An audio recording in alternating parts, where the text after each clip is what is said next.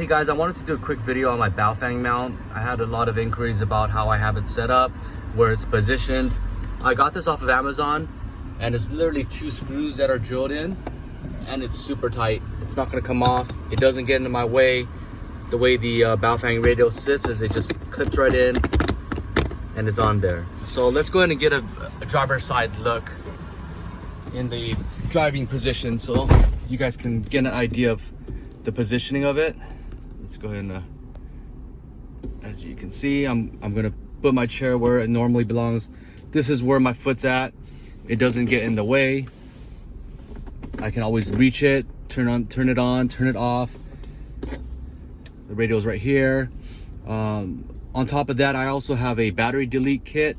So I use this on the go when I'm outside, but when I'm in the vehicle, I have a Baofeng battery delete. It just pops right there. I can still clip it on if I want to turn on, Frequency mode off. There you go. Super easy, very accessible. It's only 2 screws. I'll drop a link below if you guys are interested in purchasing that, and also the battery delete kit. If you guys have any questions in regards to the setup, make sure you guys drop a comment below and I'll be sure to answer it for you guys.